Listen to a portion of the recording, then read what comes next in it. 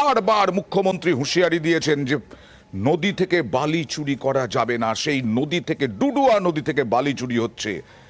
আবার বলছি, স্থানীয় স্তরে কোনো দিক থেকে কোনো না কোনো দিক থেকে যদি মদত না থাকে এইভাবে চুরি করতে পারে না বালি মাফিয়ারা। দেখুন,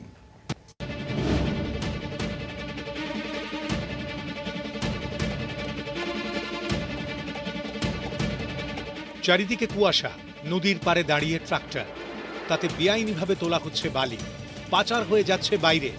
এ ছবি জলপাইগুড়ির ধূপগুড়ির।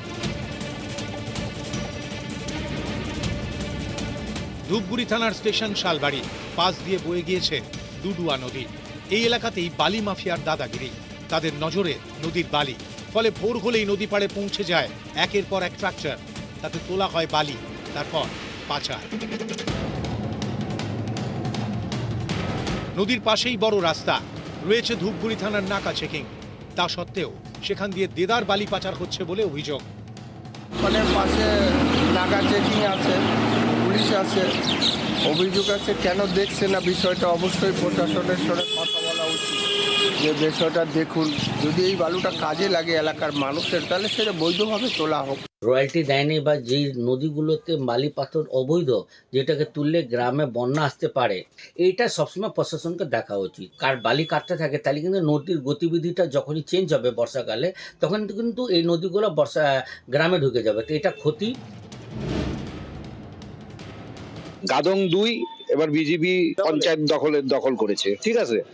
তাদের সামনে এইভাবে ডুডুয়া নদীর থেকে বালু পাচার হয়ে যাচ্ছে, তাহলে এখানে বোঝা যাচ্ছে যে তারাও কিন্তু কমতি নাই। বিজেপি যেখানে আছে সেখান থেকে কিন্তু এই কাজগুলো হচ্ছে। ওখানকার যেহেতু প্রধান বিজেপির থেকে নির্বাচিত প্রধান, তিনি কি করছে এই বিষয়টা আমি বিডিও সাহেবের সাথে কথা বলবো এবং আমরা বিএলও সাহেবকেও জানাবো। যারা যারা যুক্ত আছে তাদের বিরুদ্ধে কঠোর শাস্তি দেওয়ার ব্যবস্থা আমরা করবো। এটা তো হাস্যকর বক্তব্য।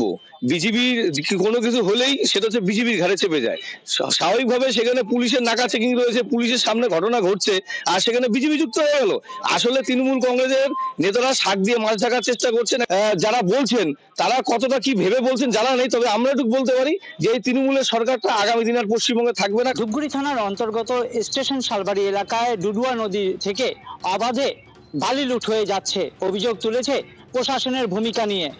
আমরা কথা বলতে এসেছিলাম ধূপগুড়ি বিএলআরও আধিকারিকের সঙ্গে, যদিও তিনি বলেছেন এ বিষয়ে তিনি খতিয়ে দেখবেন এবং কড়া ব্যবস্থা নেবে।